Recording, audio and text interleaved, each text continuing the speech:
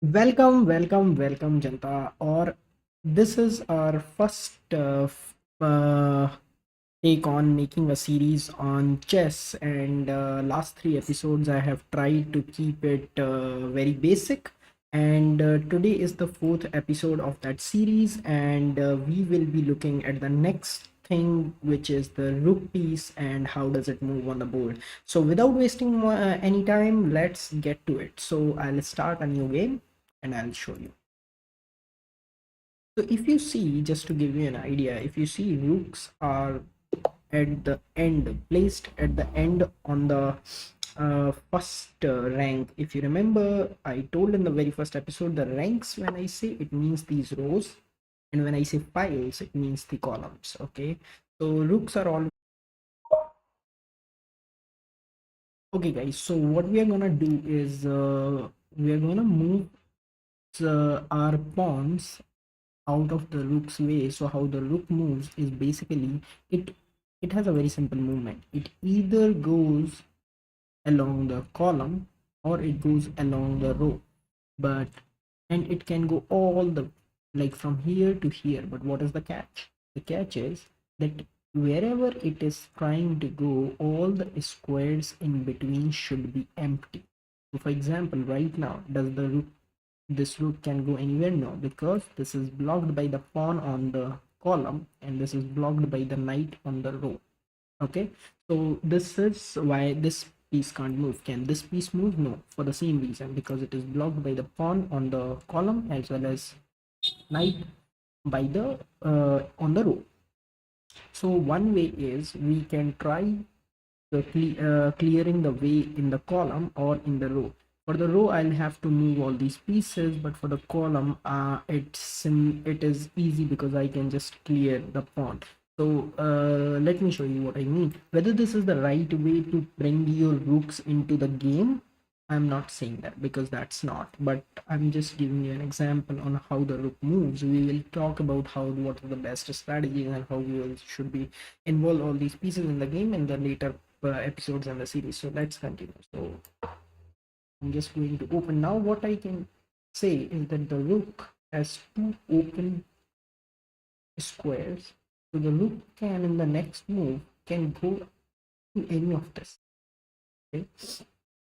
How will it go out on this? So maybe once we are here, and if you check, if let's say once we are here, then you can check that okay, now it has all these empty squares on the row.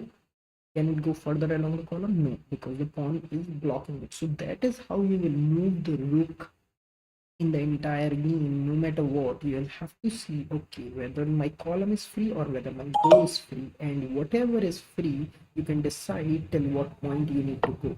Okay, but all the column, all the squares along that row or the column should be free. So for example, if I want to go to this square, every such a square in between should be free for the rook to move there. Okay, so let's say I go here. This is how I have moved my rook from here to here, not in a single step. It will always go either along a row or a column. Now for say, let's say, consider this point. At this point, this rook has three squares on the column up to this part. Then it is blocked by the other pawn. I shouldn't say blocked because I can go ahead and basically capture this. Okay, but what I know that they will capture it back, which right now is not the right strategy, but I'll show you. For example, if I want to capture anything with the rook, a rook can capture anything which is on its way of opponent, not on your own. Like for example, if my own pawn is standing, it's just blocked, I can't go. But if anything, say queen, bishop, knight, rook, pawn of the opponent is placed along the way of my rook, I can basically capture it. Okay, I'm not saying every time you should, because you should see that once you capture it, will your rook get captured.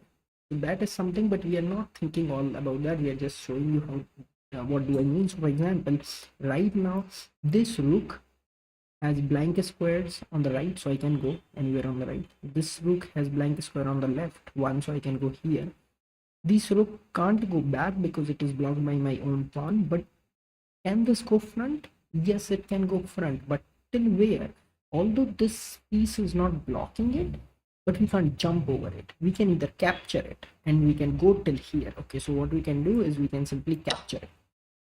So their piece is gone, but what will happen is there this. If you remember the first episode, the pawn can capture any piece sitting in a diagonal. So what he just did that from his pawn, he just captured my rook, which is in diagonal. So this is where every learning what we have learned before is coming into the place so that you can learn everything.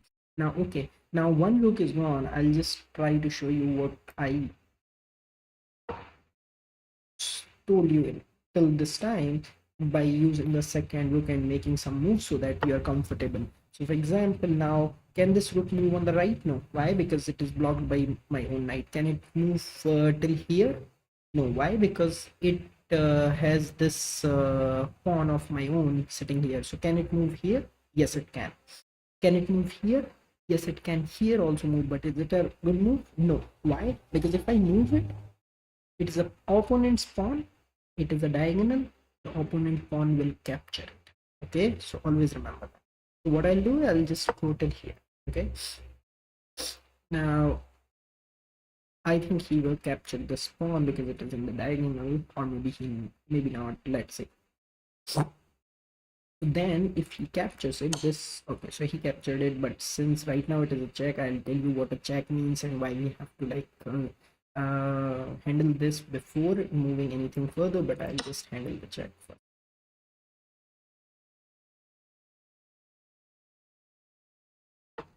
Okay, so now you see, now it's our move, and this rook, can it move backward? So I haven't shown you a backward move till now, but it can move backward till where? It can go anywhere because the these two squares are empty.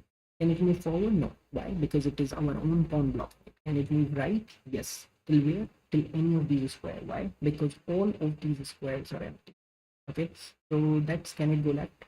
No, because there are no more squares. Okay. So I'll try to show you to go till here. That's it. Okay. Now if you see clearly, what I have just done is move this rook to this point, which is on almost the right hand side. Now this is a check and we will talk about that later and how to handle and everything. But if you see, I have literally moved my rooks from one side of the board to the other side of the board very comfortably in few moves. And you would have got the idea on how the rook moves. Either it is along the row or along the column, nothing more, nothing less. Okay. And if it is our own player or piece in the way, it's blocked. Okay, if it is opponent's piece, you can capture it, but you can jump over it. You can capture it by simply taking that piece and putting your rook there. You should be careful whether you should capture or not, but that we will discuss later in the series on how is the best strategy when we attack, when we capture, and all those. You don't have to get into that right now. What you right now should focus is play one or two games and try to see if you're able to move the rook to your where you're thinking. If not, what could be the reason? Try to play this video again and again so that these rules are in your memory when you're playing it, and then that should be it. You should be now having after watching this, be very comfortable on how the rooks move. In the next episode, we will start something more along the same lines on how to use these pieces further. Also, how do we denote the notation of each move, and what are the different kind of openings. So a lot is there, and we will learn bit by bit so that it's very easy and very simple to grasp you all. So do like, share and subscribe, and do let me know in comments if you have any questions. And if you're following the series, please share with your friends who like to play chess and with everyone you know about. And don't forget to subscribe it and share it with as much as you can. Thanks a lot, guys. We'll meet you with the fifth episode soon enough, and till then, goodbye.